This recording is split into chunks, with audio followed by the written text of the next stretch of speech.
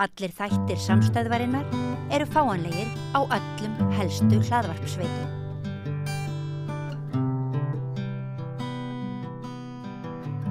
Næsti kafli hjá okkur hér við Rauða borðið á Samstöðinni í þessari maraþon-útsendingu. Hann ber yfirskriftina Er heimurinn að fara til helvítis? Og með því vísa til viðsjár sem sannarlega á stjórnmálasviðinu og alþjóðavísu. Við ætlum að ræða vald í ákveðnum skilningi og straumana sem eru í heiminum og tveir mjög góðir gestir komnir hingað að Rauða borðinu til þess að ræða þetta með mér. Annar Einar Gunnar Einarsson, þú ert tiltölulega nýfluttur frá New York til Íslands.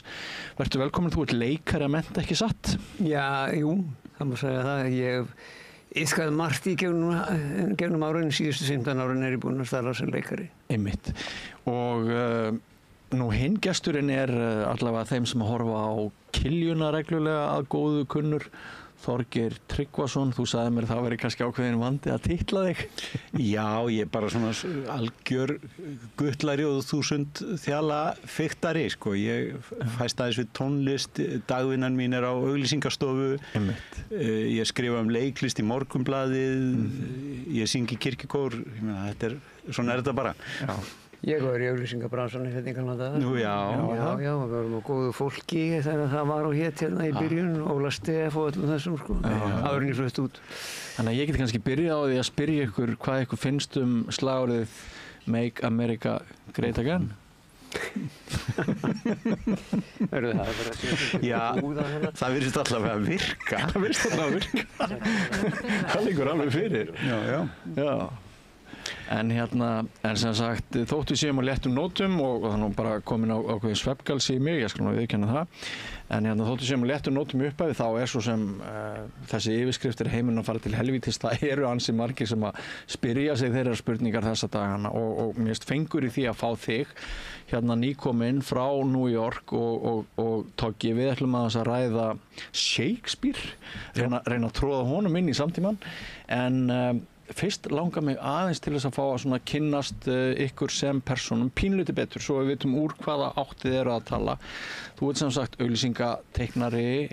Já, ég fór til náms í auglýsingateiknun. Já. Það var 1986. 1986. Og við komum ekkert heim aftur af því að maður komst í vinnu og þetta vatt allt ofan á sig einhvern veginn, sko.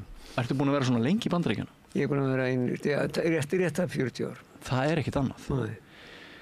Og hvernig eru þau bandaríki sem að þú horfir á í dag með þau bandaríki sem þú heimsóttir? Þau eru dálítið öðruvísi. Það ekki? Jú, en samt ekki. Nei. Vegna þess að ég þeirra skoðunar og ég held að margir fréttaskýrendur sem eru mér klárar eða margt hafa komist þessari niðurstöðu, sko, að allt það sem við eigum við að eta í Bandaríkjunum í dag var þarna allt í bakgrunnunum. Hlutvöldin hafa bara breyst kannski? Nei, það bara vantaði einhvern til að framkalla það. Var það? Það vantaði bara einhvern nógu geggjaðan til þess að koma og framkalla reiðina, ílskuna, vonbrigðin, allt þetta og þannig að þetta var bara spurning tímasetningu að mínu viti, sko. En nú sko hefur maður alltaf heyrt checks and balances. Já. Að þetta ríki geta einmitt komið í veg fyrir það sem... Þetta ríki sem átti að sjá til þess að lýðræði stæði. Meðan lýðræði fjall allstaðar í heiminum, þá myndi Bandaríkin, sko... Ég er orðlaus. Veistu það, ég prentaði lista, þetta úr Axios, ég veit ekki hvort að þið lesið Axios. Nei, komdu með þetta. Það frétt að veita. Þessi listi var birtur í gær hvað Trump hefur komist upp með. Og arftaki hans á eftir að komast upp með, hvort sem hann demokrati eða republikani. Það það sem mikið republikanir fatt ekki, sko, það að þegar að skólinn á hinum fætinum, sko. Það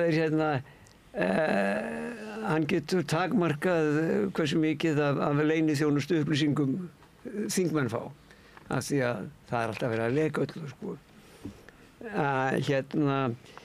Hann getur tekið að sér völd þingsins til að setja á tolla með því einu saman að segja, já, þetta neyðarástand. Já. Já. Já. Hann getur Hann getur búið til neyðarástand úr engu. Já, hann bara segir hann neyðarástand. Það þarf ekki að vera. Nei. Í hans huga það eða bara hann segir það og fólkið sem hefur trú á honum trúir því og það alveg endur neyðarástand. Það þarf að hækka tólla, sko. Þó svo að komi niður á hækkandi verði í byggingu húsa og fleira. Ég meina til dæmis, mér skilst að bygginga á húsnæði hafi dalað töluvert undanfarið vegna þess að hráefnið hefur hækkað svo í verði, sko. Ef ég má halda áfram með þú bara stoppa mig ef þetta er of langt, sko. Þetta er áhugavert. Hann getur stöðvað fjárveitingar þingsins. Tilskipun þá eða? Já, þingið hefur pingjur það. Þannig skiptist löggjafarvaldið og framkvæmdarvaldið. Hann getur bara sagt, nei, ég ætla ekki að splæsa í þetta, sko. Það er bara, þið bara viljum nota spyrir.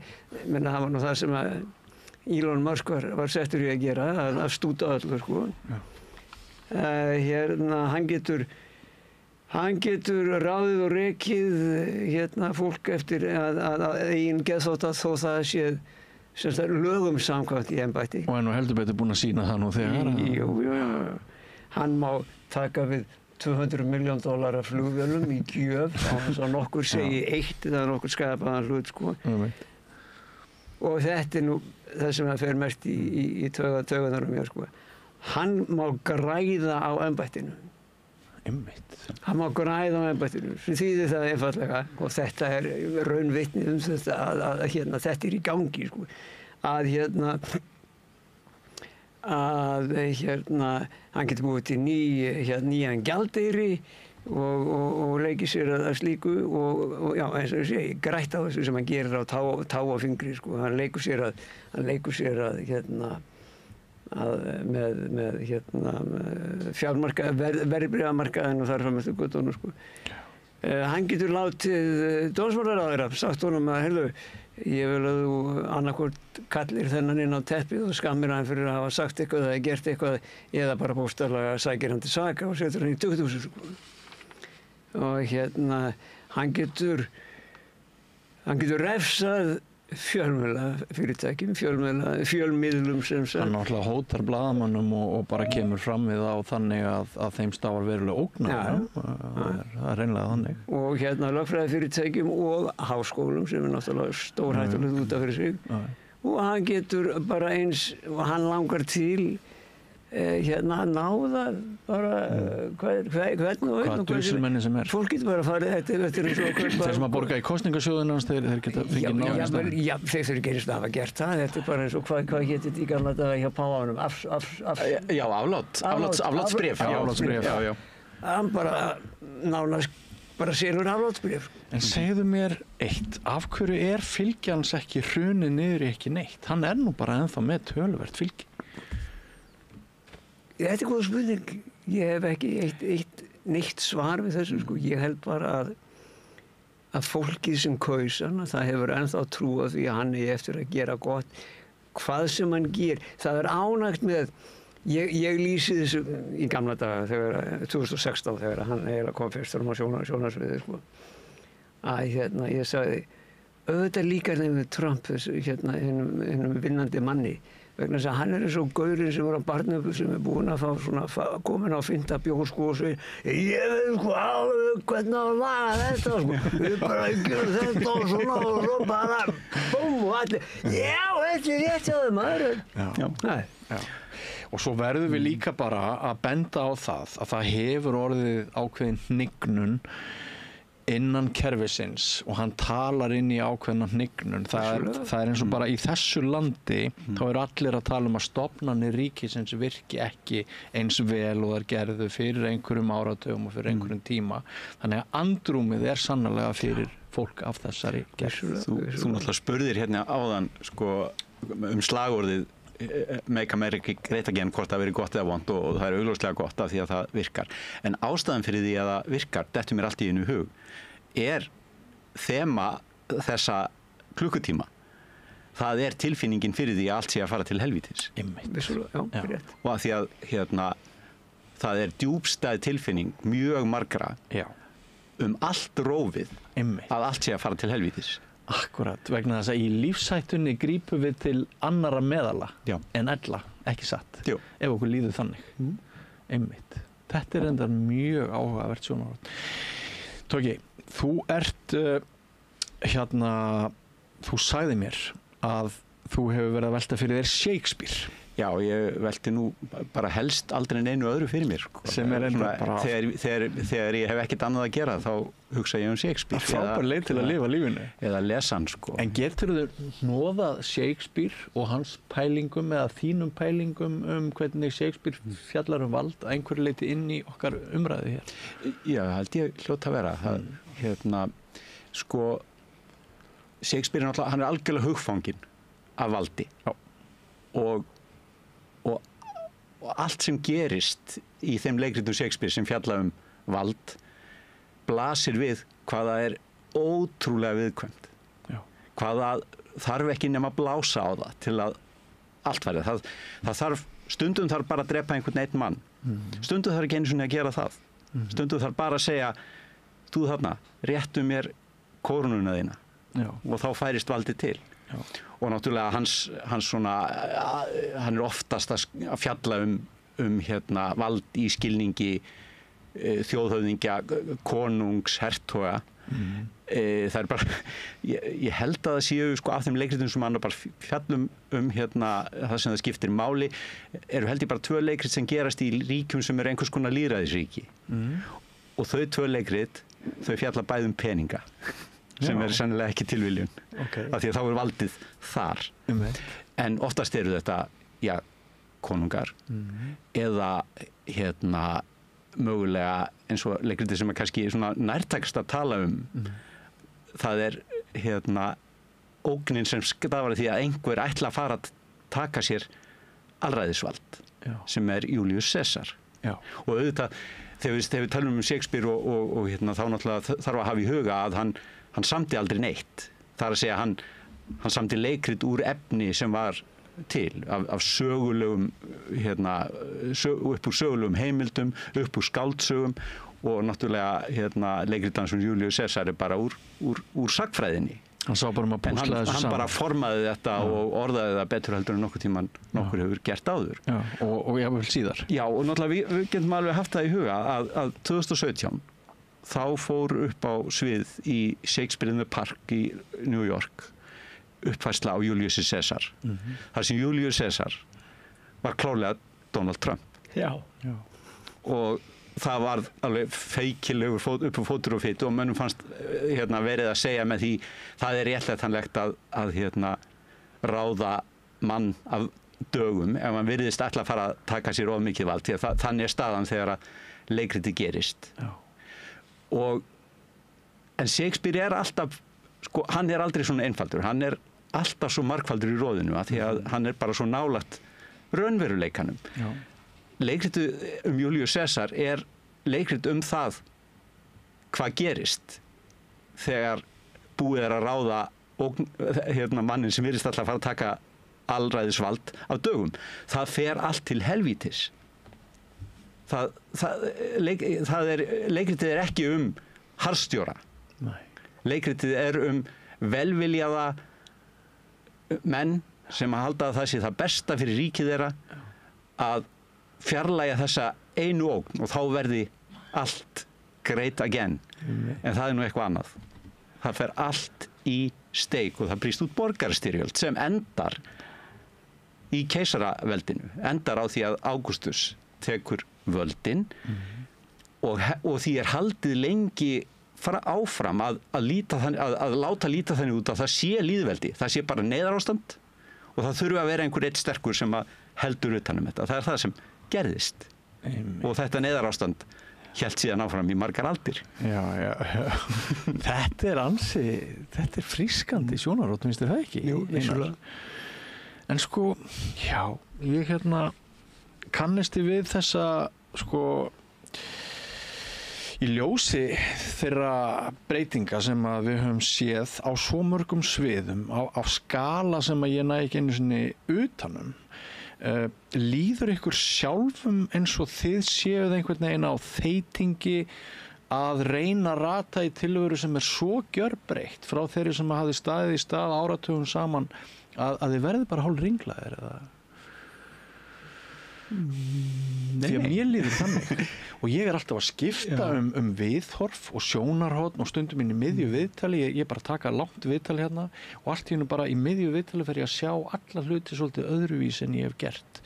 Þannig að ég virðist vera mjög næmur fyrir þessum kúvendingum sem að sko, þú veist, það Putin og það Evrópufriðurinn sem í hættu, það alls konar nýjar hugmyndir hvernig við ráðstafa okkur peningum, ef við bara vígvæða Evrópu hvað í gangi? Það það sem að gerast í Bandaríkjunum.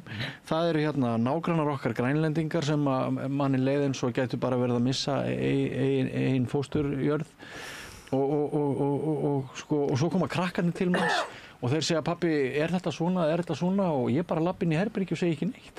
Nei, það skiljanlegt. Það mjög freistandi bæði að segja ekki neitt og hreinlega hlusta ekki, að bara slökkva á fréttunum, sko, bara loka fyrir strauminn. Af því að maður náttúrulega, sko, ég myndi ekki endilega lýsa því að maður verði ringlaður, heldur verður maður einhvern veginn frekar svona meðvitaður um algjört áhrifaleysi. Já, mjög sterkt. Að það ansi stór, manni finnst stórir flekar á hreyfingu í heiminum og langt frá manni og við erum alltaf einhvern veginn að heimta einhver afgerandi viðbrögð frá okkar eigin stjórnvöldum en þau eru bara að horfa á þessa fleka líka. Og þú varst jafn lítið hrifin og ég sá á Facebook daginn þegar Þorgerður Katrín lýsti því yfir utanríkisráðherra vor að henni fyndist Donald Trump heillandi manneskja. Já. Veistu það? Karlanskotinn getur verið helvíti heillandi. Sko. Hann getur verið það ef hann vil. En verður maður þá ekki bara eins og Toggi sagði á Facebook, verður maður ekki bara að halda því út af fyrir sig, sérstaklega þegar maður utanríkisráðherra þjóðar? Já, en sjáðu til, ég held að þetta sé bara partur af leikplani NATO og Evrópubandalagsins, sko. Það að smjara nógu mikið fyrir honum. Af hverju? Sleikja, bara til þess að hafa hann ánægðan, sko. Að líta á hann sem raunverulega meiri ógn en Putin?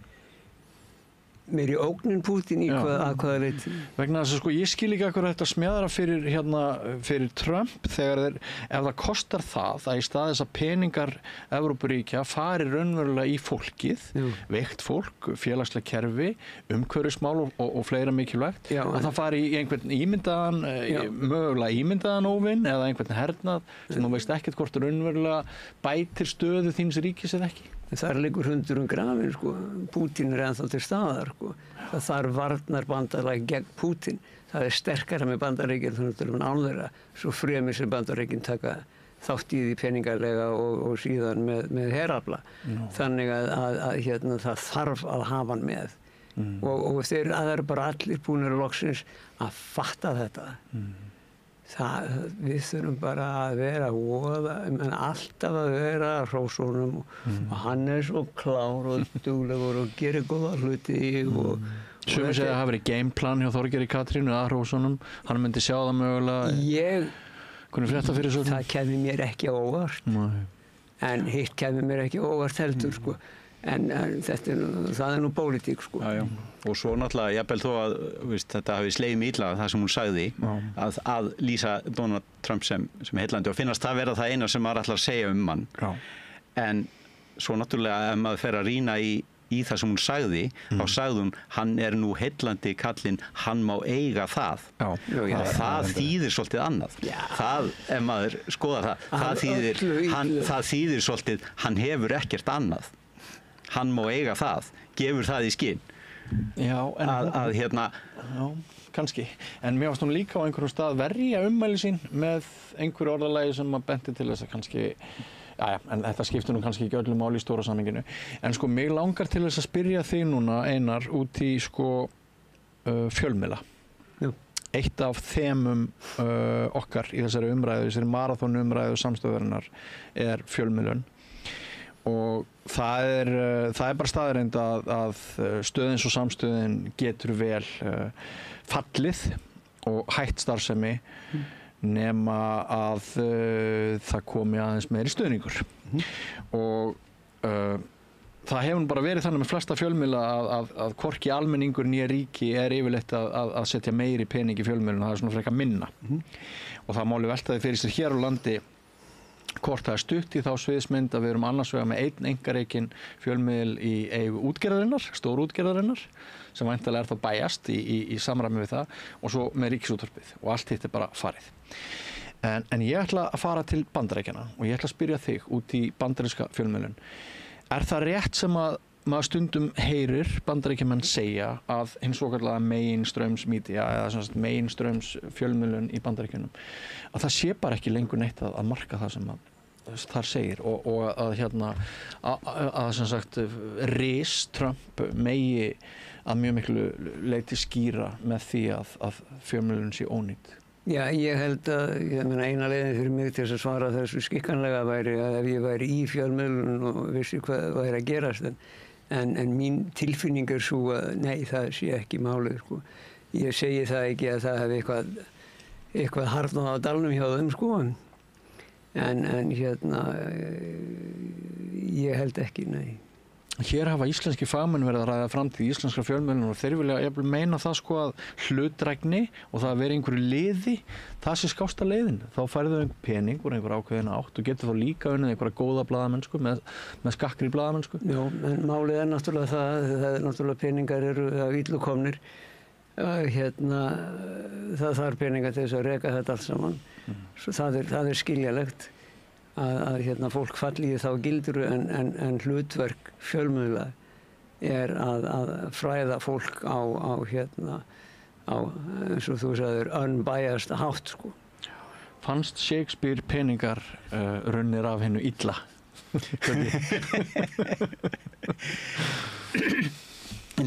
Já.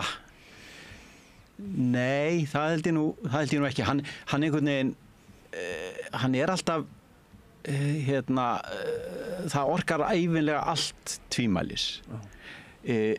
Stóra peningaleikrit Shakespeares er Kaupmaður í Feneyjum. Og það er samfélag sem gengur algjörlega fyrir peningum. Það er maður sem er að fara að biðja sér konu vegna þess að hún er rík, hann fær lánað fullt af peningu hjá vini sínum til þess að berast nóg mikil á að þegar hann fer í þessa bónorsför og vinur hans fær þessar peninga lánaða og það eins og hjá gyðingi sem á harma að hefna í samfélagi kristina og það fer nú allt saman eins og það fer. En það er náttúrulega einkenni á þessu leikriti sem er eitt af hans allra mögnuðustu að þar eru nánast allar persónurnar ógeðfelldar. Það er engin sjarmerandi persóna í Kaupmanninum í Feneyjum og það er allt drifið áfram af peningum. En peningar koma ekkert mikið við sögu í flestum af þessum svona stærri leikritum sem fjallar svona um valdafólk og valdaskipti og svo náttúrulega bara ástríður og hjarta mannsins, sko. Já. Ef við byrðum að spá Einar, sko við sáum Trump núna á síðara kjörtímabili hans bara valdamestu og ríkustu gæjar heims, þeir röðu sér bara upp við hliðina á honum en þannig aðeins var það kvarnast úr. Heldur að þessi hópur muni kannski eyða sjálfum sér með einhverjum hætti? Eyða sér? Já, sko þegar samstæða rofnar hjá þeim að þá Já, hópurinn muni eyða sér. Já, hópurinn muni eyða sér innanfrá. Það kemur ekkert óvart að svona að í lokina þá verður menn búin að fá svona Trump-þreytu, sko. Já. Og þeir sjá fram á að þetta sé kannski ekki alveg hrossin sem þeir hefðu átt að veðja á. Og svo náttúrulega er ekkert vita hvað tekur við að honum loknum, sko, verður það Vance eða á eftir að vera hálfskeflaðar demókrötur sem tekur við og ég meina það var sósíalískur demókrati sem vann forkosningar í borgarstjórnarkosningunum í New York núna í vikunni. Já. Mamandami, ef ég man rétt hvað hann heitir. Og flokkast það undir stór tíðindi? Sósíaldemókrati? Nei, sko sósíalískur, eins og þú segir með áherslu á. Já, það myndi flokkast undir stór tíðindi. Demókrati ekki svo mikið, sósíalistdemókrati, svona Bernie gæi, sko. Nei, En hérna svo náttúrulega maðurinn Múhameðstrúar, þannig að hatur á Múhameðstrúum fólki hefur risið skyndilega. En hérna Wall Street skelfur á njánum ef hann forseti vegna þess að hann að segja já, við verðum að stoppa leiguhækkanir, við verðum að gefa fólki sem heimilislaust miklu betri kjör, við verðum að hjálpa sko. Þannig að þeim ekki alveg saman mann. Nei. En manni finnst svona af því að fylgjast með svona fólkinu í kringum Trump að það er þarna fólk með svona bara ólíka stefnuskrá. Það er að elta Trump af mismunandi ástæðum. Já. Og þegar að hann einhvern veginn hverfur eða víkur, hvernig sem það mun gerast og ef að sko hvert stefnir síðan hvað af þeim valdablokkum verður sko getur gripið einhvern veginn völdin sko. Eru það einangrunarsinnarnir, eru það stríðshaukarnir, eru það kristnu íhaldsmennirnir sem er alltaf jafn furðulegt að skuli elta þennan siðlausa og guðlausa mann. Já. Hver verður það sem að einhvern veginn nær að nýta sér þetta? Einmitt. Þú kallar hann siðlausan og guðlausan mann sem ég ætla ekki að andafa þeirri lýsingu. Stundum hér við rauðaborðið erum við að tala að sko hér hafi líka orðið hnignun. Þá meina ég í íslenska þjóðfélaginu.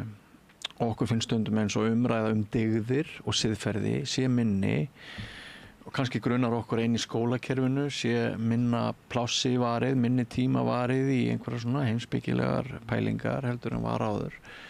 Og maður svo tekur eftir því að yngri kynslóðir eru svona mjög efnismiðaðar. Það getur vel verið að það sé vegna þess núna að til dæmis ég á 17 ára strák og hann bara spyr hvernig fer ég að ég eignast húsnæði í þessu landi? Og það er ekkert gott svar við því, þannig að kannski sko, ef við erum að tala meiri efnishyggju núna en áður, þá er kannski bara vegna þess að það er meiri skortur, það er mikilvægar umræðuefni. En er eitthvað sem bendir til þess, til dæmis í bandaríska skólakerfinu, að þar hafi orðið einhver þróun sem að leiðir til þess að gildi okkar breytast og við förum frekar að fylgja scumbags eins og Trump? Já, það er þetta DEI-dæmi, ég man ekki hvað þetta er, diversity, equality, inclusion eða eitthvað svoleiðis stendur þetta fyrir sko, sem var allt í einu innleitt í öllum skólum, sérstaklega háskólum sko, og var eitt af því fyrsta sem að Trump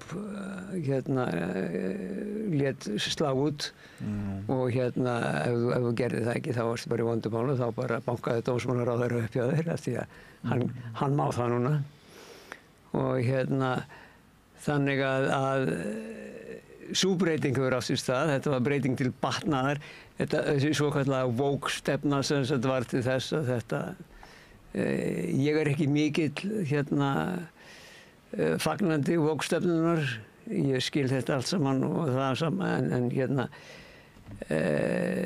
og mér finnst þetta gengur alltaf aðeins og langt fannst mér. En þannig er bara þróun mála, þau ganga á langt í byrjun og svo koma það aðeins tilbaka og finna einhvert jafnvægi sem allir geta búið við sko. En þannig að þetta væri stærsta breytingi sem hefur gerst í skólakerfinu að það má ekki tala sem sagt, já það eru bókabönn. Já. Það eru svokölluð school boards sem að ráða öll í ákveðnum sýslum og fleira. Já. Hver rekur skólana, hvernig skólarnir eru reknir. Þessi, það má ekki kenna Catcher in the Rye sko, eða To Kill a Mockingbird eða neitt sem að hampar svörtu fólki eða þeim sem að minna mega sín eða guð má vita hvað sko. Þannig að það er svona þessi ritskoðun er í gangi í sérstaklega þá náttúrulega í suður og í suðurríkjunum. Já. En ég sko líka að velta fyrir mér hvort einhver svona fundamental breyting hefur orðið á námskrá eða eitthvað svoleiðis sem leiðir til þess að foringi eins og Trump valinn ekki bara einu sem heldur tvisvar. Samanber það sem að mér hefur fundist vera hér á Íslandi, að mér hefur fundist bara umræðan. Mér finnst hún bara, hún flatari, hún efnismiðari. Við erum ekki, finnst mér, að ræða heimspekileg málefni sem skildi og mér dettur í huga að skólinn sé svolítið blankur þar. Flest skólastig? Nei, ég tel að aðaldrifjöður þessa fólk sem kýs Trump aftur og aftur að vera frelsað af Jesús. Já.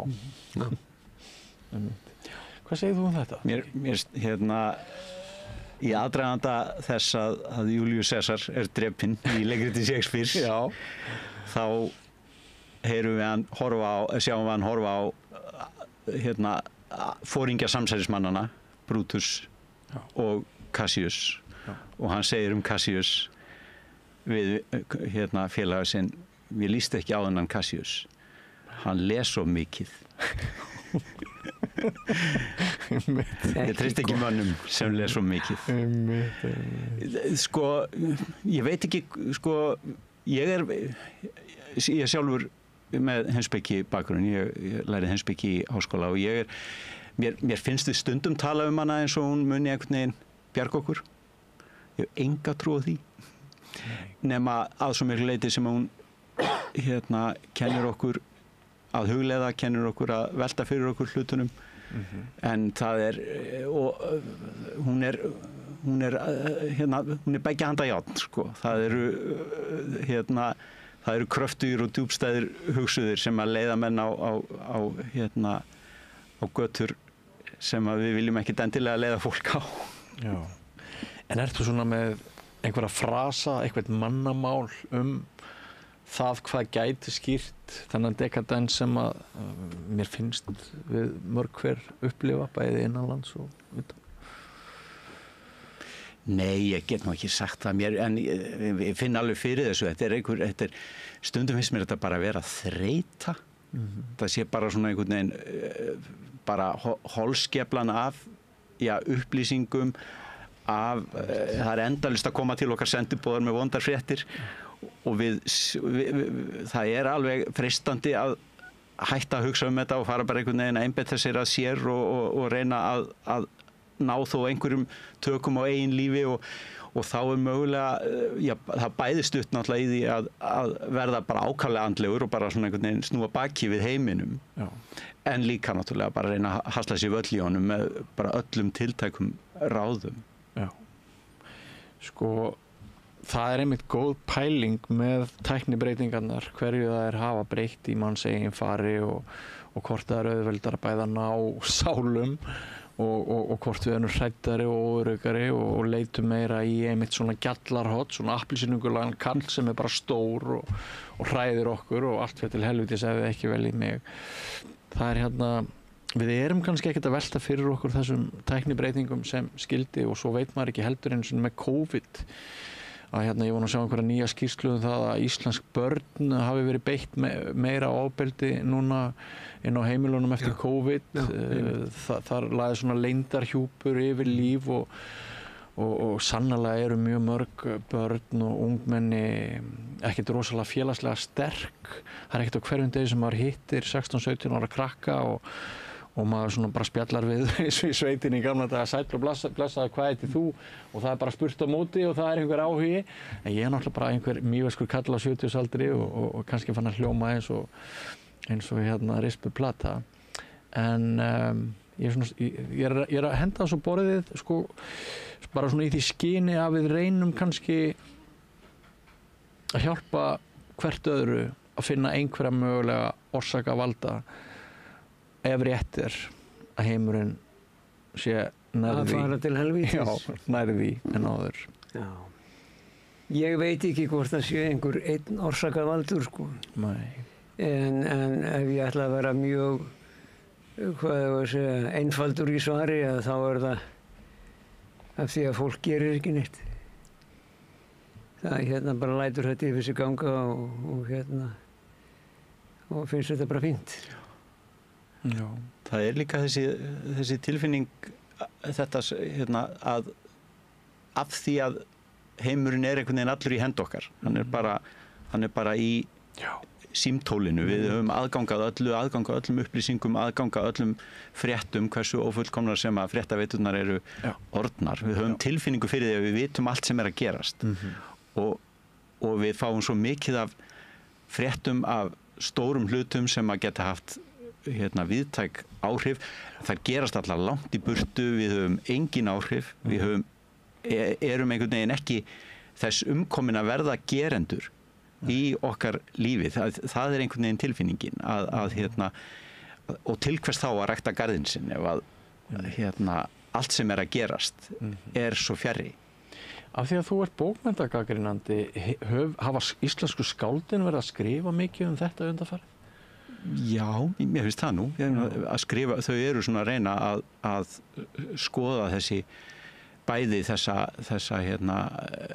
tilfinningu að ráða ekki yfir því sem er að gerast og bara velta fyrir sér svona stöðunni það var alltaf mikið talað bók skáldsögur sem kom út í fyrra sem heitir Breiðþotur sem svona gerist í nánustu framtíð og er að reyna svona niðurbrot lýðræðisins, inngöngu fasismans í samhengi við hamfarahlýnun og ansi mögnu bók og full af svona mjög áhugaverðum hugmyndum af því hvað gæti verið framundan. Og það eru fleiri að prófa þetta og svona á ýmsum sviðum það er allir einhvern veginn að reyna að ná tökum á því hvernig virkar tæknin í heiminum, hvernig virkar hún á okkur. Merking hennar Fríðu Ísberg sem er að svona fara sigurför heiminn núna leið ef við náum tökum á því að prófa að skima fyrir siðblindu hvað áhrif hefur það á samfélagið og það er eins og venjulega það er hugmynd sem hljómar eins og frábær hugmynd en kannski er það ekki frábær hugmynd. Eru þetta alþjóðleg trend þessa bækur sem þú nefnir? Já, það myndi ég halda en svo náttúrulega eru allir menn alltaf að skrifa það sama, menn að skrifa hjarta mannsins og náin samskipti en líka þessi stóru öfl sem eru að verki. Stefnan postmodernismi, hún löngu dauð í svona ákveðnu skilningi? Það er aldrei neitt. Nei. Ég meina, var það einhvern tímann stefna? Ég veit það. En er ekki meiri merking, meiri þungi komin, meira erindi? Er ekki svona afstæðishyggjan, er hún ekki svolítið að tapa vopnum sínum núna? Nei, held ég ekki. Ég held að það sé einhvern veginn, þetta er svolítið eins og með valdið, það virðist vera svo sterkt en það þarf ekki nema einhver hrifsi af þér kórununa og þá er valdið flutt. Þannig að þegar einu sinni er búið að draga fullkomlega í efa að neitt hafi neina fullkomna merkingu þá hefur það hann ekki lengur. Þá þarf þannig að þá er svo hugmynd komin út enginn hefur skrifað betur þetta þennan hvað hugmyndir eru hættulegar heldur en Andri Snær Magnason að bara leið og hugmyndin er komin út í heiminn þá verður hún ekki fönguð aftur þá mun hún bara fara eins og það er ekki til neinn sýklalyf sem stoppa hugmyndir og það er ekkert til sem heitir góð eða vond hugmynd. Kjarnorka leið og við vissum að þarna væri orka sem við gætum leyst úr læðingi á einhvern hátt. Þá var það ekkert aftur snúið, það var ekki hægt að loka þessa hugmynd niður í einhverju boksi. Hún hlaut bara að hafa sinn framgang til góðs og íls. Það var hægt að framleiða orku sem að knýr bara lífsgæði milljóna. En það er líka hægt að þurrka þessar sömu milljónir út á 1 sekúndu. Þetta er sama orkan, þetta er sama hugmyndin. En leið hugmyndin var komin fram, þá var málið dautt. Einmitt. Hvernig hefur verið fyrir þig Einar að fylgjast með unglingnum Íslandi í 4 áratugi frá New York. Hvernig hefur unglingurinn spjarað sig? Það hefur verið svona ljúfsárt. Já, segðu mér aðeins meira það. Já, mér finnst svona ég meina samt sumt hefur tekið stórum og jákvæðum framförum og sumt hjakkar í sama farinu og maður bara hristir hausinn, hafði ekki lært nokkuð skapaðan hlut, sko. Eins og til dæmis, ég meina, við tökum þetta málþóf á Alþingi núna til dæmis, sko. Já. Ég meina, ég er orðinn sannfærður það núna, sko, að stjórnarandstaðan stefnir á það að sprengja stjórnina, sko. Stjórnarandstaðan stefnir á það? Já. Varstu fyrst að verða sannfærður á það núna? Nei, vissulega er það alltaf markmiðið. Ég er að segja að þeir eru markvisst að vinna að því með þessu málþófi, sko. Já, þeir hafa ekkert gott í hyggju. Það er bara eyðileggja þessa stjórn. Þeir leggja ekkert fram til þess að segja ok, við skulum finna málefnin, við skulum vinna saman, við skulum vera ein hamingjusöm fjölskylda og allir koma vel út úr þessu þá allir fá ekki allt sem þeir vilja, sko. Þetta eru við tveir sammála. Já, takk. Já, það er bara þannig. En sko, unglingurinn það er erfitt að vera hluti hans og við sem erum hérna frá morgun til kvölds 365 daga á ári, ef undan eru skildar nokkrar utanlandsferðir, við erum náttúrulega, við erum samdauna og við erum súrruð saman við alla klikkunina, sko, og missum dómgreind og það er stundu sagt að hérna, þú þurfir að búa utan Íslands til þess að geta svona séð okkur í einhverju rökréttu ljósi. Hvað er betra svona í okkar menningu og samfélagi en þegar þú fórst út fyrir 40 árum og hvað er raunverulega að vera svona undanskilin framist að minnihlutans á Alþingi núna? Já, ég held ég verð að segja bara persónulegri reynslu, sko. Ég var sjálfur að stíga upp úr veikindum, lenti í nýrnavesinni og ég tel þó að ég lá á spítala síðast þegar ég var 6 ára en heilbrigðisþjónustan hérna er alveg svakalega fín, sko. Hún er fín? Finnst mér. Já, þegar maður er alvarlega veikur. Já, allavega. Ég meina, ef þau vantar plástur á puttan, ég veit ekki hvað gerist þá, sko. Þá býður þú í 3 sólarhringa. Já, eða fyrir til að kaupa plástur, sko. Þannig að hérna, ég get nefnt það sem gott dæmi. Ég held að hérna, mér finnst eins og hérna Ísland á alþjóðavísu sé svona meiri spilari heldur en það var í gamla daga. Það fá að vera meira með og það sé meira að tekið mark á því og skipti máli út af því að náttúrulega nýjir hagsmunir koma upp sem gerir það verkum, já, við verum að we have to play nice with Iceland, sko. Meina opnum Norður-Atlantshafsins og hérna sæstrengir og kapataferðir og allt þetta dótari, sko, þannig að já. En er einhver umræða Ísland? Í Bandaríkjunum? Já, erum við eitthvað í New York? Já, umræðan Ísland er bara túrismi, sko. Það er bara, þetta er svo guðfallegt land, ég hef heyrt svo mikið en ég verð að fara eða ég þekki eitthvað sem fór eða ég er nýkominn, þannig að það gengur allt út á bara náttúrufegurð og ferðalög, sko. Ég get sagt í það að þegar ég var hérna 12 ára strákur, systir mín vann á Kennedy hjá loftleiðum sálugu og þannig að ég fékk að dvelja hjá henni í löngum stundum. Og þegar fólk spurði hvaðan ég væri, því að ég var náttúrulega með góðan íslenskan hreim á þeim tíma.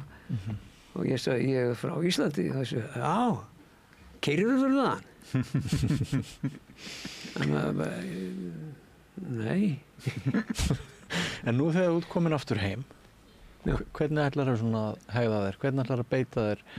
Mér skildist á þér áðan að það gerir ekki neitt, væri ekki boði og það væri ávísun á kreppu. Verður þú maður mótmæla, verður þú aktivisti?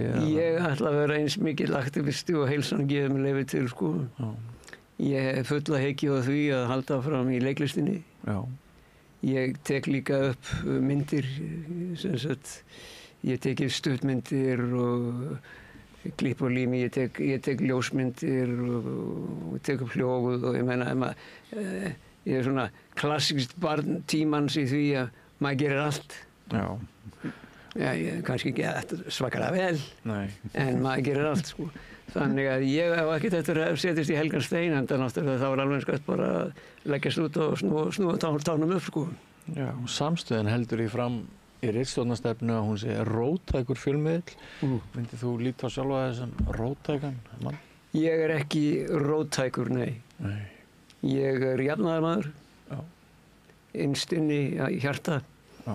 Alltaf verið það, þetta veit enginn. Jú, nokkrir fáir vinur, ég skal bara eiga þetta með ykkur af því að mér er anskotað saman núna. Ég var í gamla daga framkvæmdastjóri SÚRS. Nú varstu það? Þegar ég vissi ekki betur. En gekkst á trúnni? Já, ég bara hélt þetta væri eitthvað skemmtilegt pólitík og fleira og mér var boðið þetta og ég hugsaði með mér að þetta ein leið til þess að læra eitthvað og ég var ekki endilega sannfærður, sko, sjálfstæðismaður. Ég meina það voru, þetta í tíð Gunnar Thoroddsen, Geirs Hallgrímssonar. Þannig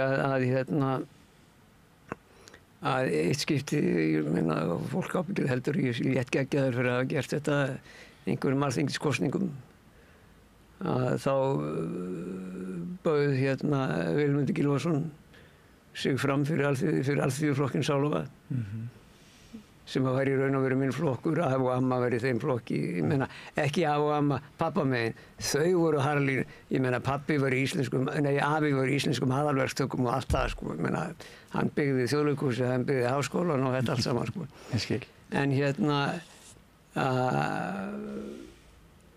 hvert var ég að fara með þetta? Já, það voru kosningar og það er náttúrulega manna kosningaskímana, smala og svo kemur að því að það er matur og ég fyrir út að kjósa og ég kaus Uma.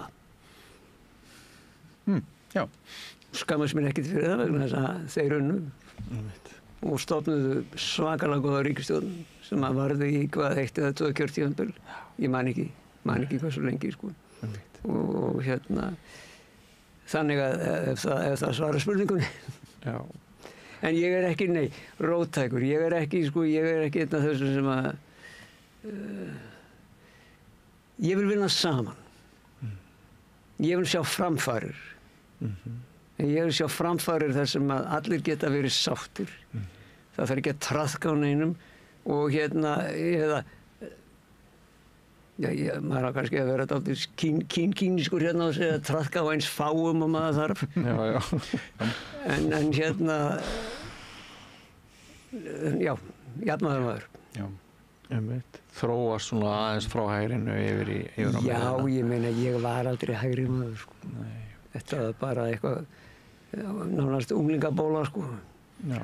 Ég var rétt yfir 23 ára, eitthvað svoleiðis, sko. En svo heyrir maður líka ofta að sko, sjálfstæðisflokkurinn fyrir 45-50 árum hafi verið allt annað flokkurinn í dag og Hann var það, og Gunnar Thoroddsen, þú manst nú hvað hann gerði, hann tók völdin á Geir. Ég sem framkvæmdastjóri SÚRS var ritstjóri stefnis málgagns SÚRS. Ég skrifaði ritstjórnargrein sem var síðan síteruð í tímanum sem þá var og sérðu það hvað fjölmiðlunum fækkar, sko. Jú. Ég byrjaði minn blaðamannaferil sjálfur á tímanum. All right. Já. Ég var á Helgapóstinum í gamla daga og Vísi, sko. Já, það var skemmtilegt. Þannig að fyrirsögnin var að því að Geir vildi ekki kljást við vandan í flokknum og taka vandamálunum. Fyrirsögnin var að vera týndur. Og það hljóp slíkt land fyrir hjartað á þessum sanntrúuðu, sko. Að jafnvel Hannes Hólmsteinn Gissurarson gerði sér far allan ganginn í Valhöll inn á minn kontór til þess að skamma mig. Já. Og ég sagði, sko Hannes minn, er þetta ekki frjálst land þar sem að fólk má hafa frjálsar skoðanir, sko. Einmitt. Sem minnir mig á aðra Hannesar sögu en við skulum sleppa. Ertu viss? Já, þú vilt heyra hana. Ég vil endilega heyra hana. Þú ert á smá flugi núna, áfram. Í fundarsalnum í Valhöll var eftirmyndaskaffi oftast og það voru stundum kannski kaka með eitthvað svoleiðis og fólk samnaðist þarna saman og fór yfir gjörðir dagsins og svona, spjallaði bara eins og fólk gerir. Og eitt skipti kem ég inn og þá situr Hannes þar í einum stólana og að lesa með mokkan opinn og að lesa nánast heilsíðu grein eftir Jón Ormar. Já. Þið munið eftir honum. Já, stjórnmálafræði. Já, og aðstofamaður Gunnars þegar hann var síðan forsætisráðherra. Og Hannes hefur orðið að Morgunblaðið skuli hleypa þessum manni á síður sínar. Sko. Já, það er nú rétt lýst. Og ég hefði, Hannes menn, er þetta ekki frjálst land með þess að fólk getur hægt frjálsa skoðanir? Get ekki allir viðra á skoðanir sína? Er það ekki partur af frjálsíkjunni? Ég man eftir því þegar ég var í menntaskólanum á Akureyri, aðeins á undan þér Tökki. Eða varst þú í fyrsta bekk þegar ég var á síðasta ári? Gæti verið. Já, það gæti verið. Hvernig útskrifaðistu? 88. Já, þá hefur það verið þannig. Ég er í fjórða bekk og út í fyrsta bekk. En ég man sem sagt eftir því þegar Hannes Hólmsteinn sus á Akureyri eða einhver svona hópar frjálshyggju, nýfrjálshyggju, sjálfstæðis krakkar sko, að Hannes er bara bókaður reglulega norður á þá vetur sem ég er í menntaskólanum á Akureyri til að flytja fagnaðarerindið. Og það var í rauninni bara einn sko leiðtogi, pólitískur leiðtogi sem að hægri sinnaðir skólafélaga mínir í menntaskólanum vitnuðu í og það var Hannes Hólmsteinn. Og eitt af því sem var mikið vitnað til það var frelsi til að fara til helvítis. Nei! Jú, og það var mjög mikið talað um það að dóp, allt dóp ætti að vera leyfilegt á Akureyri, á heimavistinni og allstaðar hjá öllum sem höfðu aldur vegna þess að við ættum öll að hafa frelsi til að fara til helvítis hvenær sem okkur sýndist. Þau flytið til Ameríku? Já, flyttum bara til Ameríku. Já, ég man eftir kappræðum sem að pólitísku félögin í menntaskólanum, sennilega þá eftir að þú varst farin, emdu til og það átti að vera sem sagt bara svona einhvern veginn, það var svolítið eins og þetta einhvern veginn að útkljóða þetta í eitt skipti fyrir all hægri eða vinstri, félagshyggja, frjálshyggja. Akkurat. Og það var Hannes Hólmsteinn var sem sagt í bláa horninu. Já. Og hver var í rauða horninu? Veit það ekki. Már Jónsson. Já. Sem var síðan seðlabankastjóri. Það var nú champion vinstrisins. Akkurat. Og var það vegna þess að hann var vinstri? Það var mjög erfitt að átta sig á því.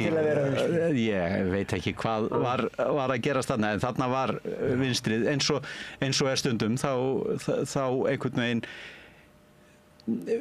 vinstrið fær auðveldlegar á sig róttækni og svona ómarktækni stimpil. Þarna var bara kassavannur maður sem var hægt að láta tala við Hannes Hólmsteinn og þetta var náttúrulega bara hræðilega vesaldalegt sko. Mér finnst alltaf að því við vorum að tala um róttækni sko, þá fór ég að hugsa um sko gamalt viðtal við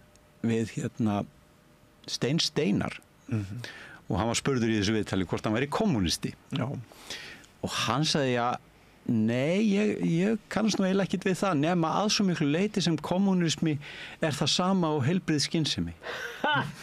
Frábært svar. Það er frábært svar sko, að bara að og það svona fylgdi sögunni að bara margt grundvöllur kommunismans væri það. Já, einmitt. Það er búið að vera mjög skemmtilegt að spjalla við ykkur, herramenn. Lýst ykkur eitthvað á uppátæki samstöðarinnar að við reynum að vaka hér í 30-40 klukkutíma og puða út einhvers konar dagskrá eins og ykkur núna í þessum töluðu orðum? Ég er bara reikinn á ykkur. Þetta er safna peningum, þetta gengur allt út á að safna peningum. Þannig að ég bara gef ykkur hrós. Takk að þið fyrir það. Og þú kannski bara að kaupa áskrift á okkur þegar nú er fluttið til landsins. Gæti bara leitt til þess anskotin hafi það sko. Já. Hvernig er umræðan um samstöðuna út í bæ, Tóki? Mér finnst ég heyra sérkennilega lítið hana nema bara jákvæðar tóna. Mér finnst einhvern veginn eins og það sé auðveldast fyrir þá sem hafa eitthvað við hann athuga að leiða hana bara hjá sér, sko. Einmitt. En stundum erum við nú ekki þannig, við Íslendingar, að okkur finnst það neitt auðvelt að leiða það hjá okkur sem fyrir töðunar á okkur. Þú ert náttúrulega með 2 auglýsingamenn hérna, sko. Já, akkurat. En það hafið þið talað í slagorðum og meitluðum málsgreinu? Nei, við að kannski þurfum við að auglýsa. Já, ég held að þetta sé mjög góð punktur hjá þér og mér sýnist að við séum að byrja að velta þeim málum fyrir okkur núna. En þetta nú bara þannig, strákar mínir, að þegar allir eru 7 daga í viku að reyna að búa til dagskrá, þá aldrei pláss fyrir þennan auka manns til þess að reyna að afla þó þeirra lífsbjarga sem að kannski skipta meira máli heldur en allt puðið sem að búa til dagskrá. Þannig að stundu getur þetta orðið þannig. En viljið þið segja eitthvað skemmtilegt að lokum við fólk, Íslendinga, heiminn eða bara sjálfa ykkur svona í lokin? Já. Þegar þú sagði mér að umræðuefni er alltaf að fara til helvítis eða er heimurinn að farast, ég tók það þannig, við varum að fara að tala um heimsendi og af því að mér langaði að tala svo mikið um Shakespeare, þá fór ég að hugsa um hvað sagði Shakespeare um heimsendi og það er bara mjög lítið. Hann er náttúrulega svo með nefið svo ofan í mannlífinu að það er aldrei pláss fyrir kosmískar spurningar og hann náttúrulega er ekki mikið svona hvorki mjög heimspekilegur né mjög svona trúarlegur en svo mundi ég eftir einum kafla sem að er eiginlega um heimsendi og hann kemur úr svolítið óvæntri átt. Hann er í Draumi á Jónsmessunótt sem er svona, ég segi stundum, með besta leikrit sem skrifað hefur verið sem endar vel og þar eru álfakóngur og álfadrottning sem eru ekki sátt og þau eru klárlega svona einhvers konar svona náttúru afl og frjósemisafl og þau eru lent í forræðisdeilu og þau talast ekki við og sofast ekki hjá og það er búið að hafa þær afleiðingar og því lýsir álfadrottningin í langri og mjög glæsilegri einræðu að þetta hefur haft þær afleiðingar að árstíðirnar eru komnar í óreiðu. Að náttúran er bara komin í tómt rugl.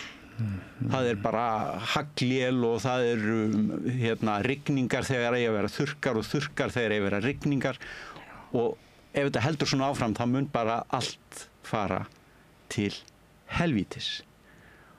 Og í miðri ræðunni kemur smá þögn og álfadrottningin segir menn sakna vetrar. Og þessi ræða er í rauninni bara, hún segir okkur það að ef við hættum að elska þá fer allt til helvítis. Það vantar sannarlega meiri ástíð þennan heim. Þetta var góða punktur. Já, mjög góða punktur. Ég ætla að fara út með þennan punkt og reyna að iðka hann enn betur. Langar þig að segja eitthvað að lokum, Einar? Já, það er bara eitthvað stjórnarlega gott að ég veit að hlutir líta illa út og allt virðist vera á leiðinni til helvítis en Íslendingar og vera heimurinn allur má ekki láta dega sig. Nei. Eða eins og maður segir á slæmri íslensku this too shall pass.